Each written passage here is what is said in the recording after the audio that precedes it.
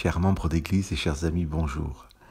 Nous avons commencé dans l'émission 135 à nous intéresser au sort de Paul, parti en bateau pour Rome où il devra être jugé par l'empereur.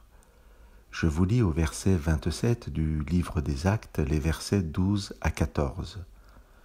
Comme le port se prêtait mal à l'hivernage, la majorité décida de remettre la voile pour tâcher d'atteindre Phénix, un port de Crète tourné vers le sud-ouest, afin d'y passer l'hiver. Un vent léger du sud s'était levé. Pensant être en mesure d'exécuter leur projet, ils ont levé l'ancre et se sont mis à longer de près la Crète. Mais peu après, venant de l'île, un vent de tempête appelé Eurachylon s'est déchaîné. Le bateau a été entraîné sans pouvoir tenir contre le vent, et nous nous sommes laissés porter à la dérive.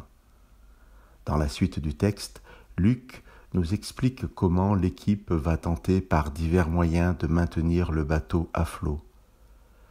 Je vous lis après ce récit de Luc le verset 20.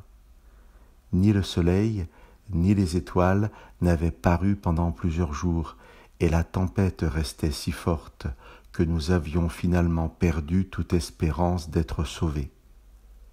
L'équipage n'atteindra jamais Phénix, ce port censé protéger le bateau et ses occupants, car le vent léger, le vent sans danger, apparent, s'est transformé en terrible tempête. Luc, qui faisait partie du voyage, englobe tout le monde, lui et Paul y compris, lorsqu'il écrit « Nous avions perdu toute espérance ». Il n'y a pas de surhomme dans cette histoire. Tout le monde est logé à la même enseigne.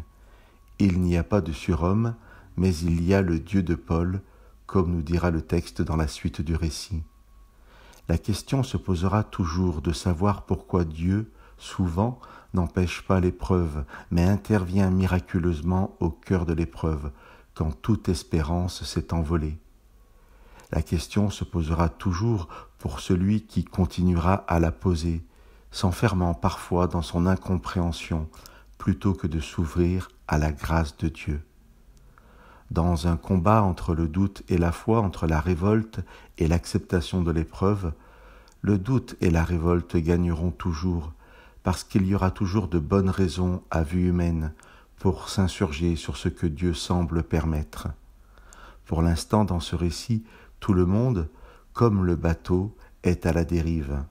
Mais durant la nuit, le Dieu à qui Paul appartient et rend un culte, nous dira le texte, va se révéler au cœur de la nuit.